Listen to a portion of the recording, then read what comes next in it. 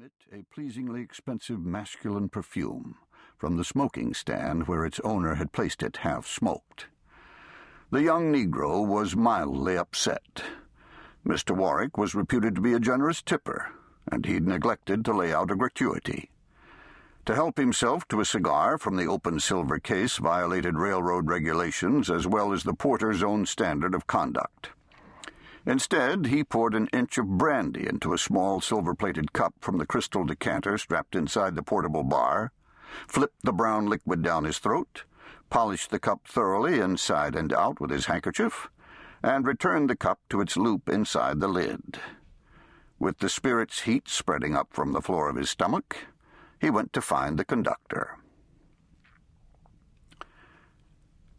Hairline cracks radiating from the death by his own hand at age 54 of the well-known Chicago speculator, railroad investor, and meat-packing magnate reached as far north as Ontario, where he had maintained mining interests, and as far south as Venezuela, where his gifts to several key cabinet members had secured extensive investments in the trade in rubber and balata, a principal ingredient in the manufacture of gutta percha and chewing gum.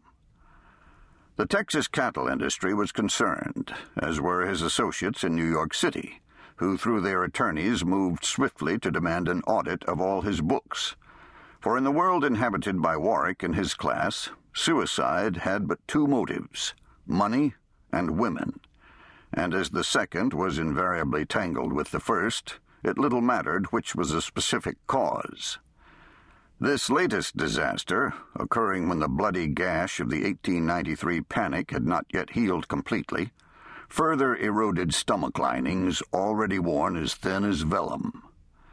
As it happened, the news reached John C. Broughty at Windvale, his 12-acre estate on Long Island, just as he was showing an early holograph manuscript of John Donne's 1624 poem, No Man is an Island, to a baron from the court of Kaiser Wilhelm II. The baron was considering trading some documents signed by Frederick the Great for it, along with mineral rights in the Ruhr Valley. Broughty, 73 and determined to extend his mastery of the 19th century into the 20th, listened to his butler's announcement that a gentleman awaited him on the telephone, invited the Herr Baron to examine the parchment at his leisure, and excused himself to squeeze into the cork-lined closet he'd installed in his front hallway to accommodate the instrument. The caller was a railroad dispatcher in his employ, relating the circumstances as they'd been wired to him by the conductor on the train from Chicago to New York City.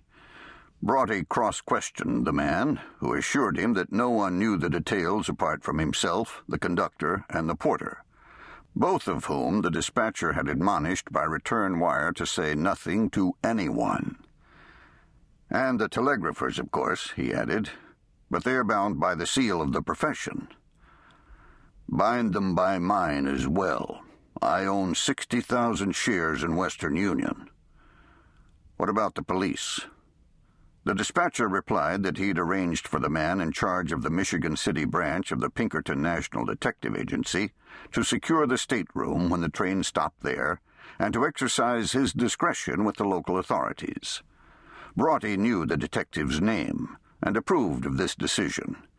He shouted instructions to remain by the telephone, got the operator on the line, and placed a call to his attorney.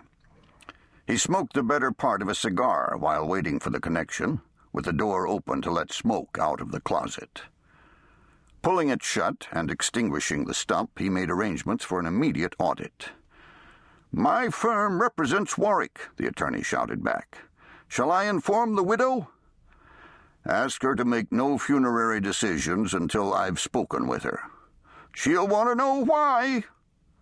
"She and Warwick have benefited from my counsel for 20 years. Send your best man to remind her of that. Your most diplomatic man. Go yourself." His next call was to Gordon Lindsay, his personal secretary, whom he instructed to call and wire his associates with the news of Warwick's sudden death, sans details, and a request to come to Windvale at their earliest convenience that evening. Then he pegged the receiver and returned to his guest. By 11 o'clock, 5 men who had twice rescued the United States Treasury from bankruptcy were gathered in Broughty's neoclassical library, which was fresh out of barrens, but well supplied as to illuminated manuscripts, European incunabula of the 15th and 16th centuries, and other literary spoils plundered from the capitals of the Old World. Between the glazed book presses and above the Levantine marble fireplace hung a new portrait of the owner, while below and in front of it, its subject struck the same unconscious pose, one thumb hooked inside the watch pocket of his vest and his good ear turned to the world. He was famously deaf in the other, the result of a childhood encounter with an exasperated streetcar operator, whose one brush with history was to box the ear of the future most powerful man in America. In the painting, and in person, Broughty's face frequently surprised people who knew him only by reputation.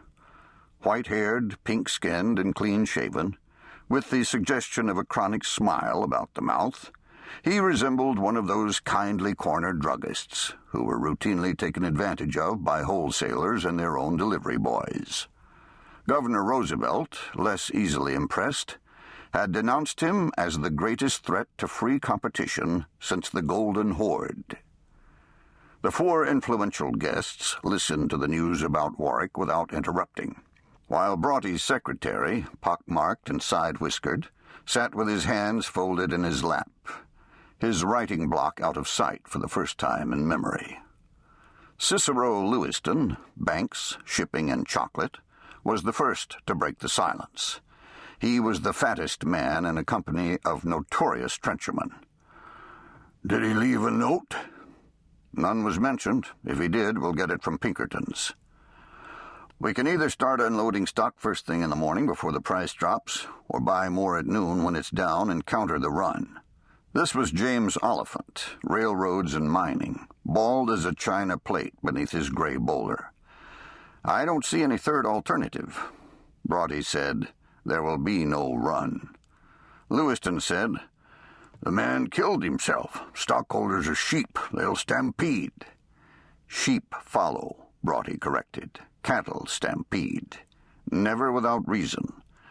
Outside of this room, only 5 men are aware Warwick's death was suicide. You all know young Lindsay." The secretary was 50. "It shouldn't be necessary to swear us 5 to secrecy as well. Warwick's wife doesn't know. I didn't even tell my attorney." "Still, it's 5 too many." Ignatius Frank, Refrigeration. 30 years after Louis Napoleon named him an honorary Chevalier of France, he still waxed his whiskers after the fashion of the defunct imperial court. "It's bound to come out." "Rumors." The host snarled the word the same way he said, "the press," at whom he'd been known to raise his stick. "Rumors are as bad as the truth. Worse. R.W. Gilbert, who held the patent on the Gilbert Hydraulic Perpendicular Railway, elevators, was a sallow-faced old widower who managed to depress people when he wished them a happy Christmas. "I'm not saying the market won't react," Broughty said. "It would do that if he died of apoplexy. It will adjust itself once the rumors are refuted by fact." Lewiston was a man for the basics. "What fact? The man killed himself." "The fact of his corpse." "Naturally, the coffin will be closed." Gloomy old Gilbert was an authority on funerary practice. Since burying his wife, he had attended 30 such services, many of them for complete strangers.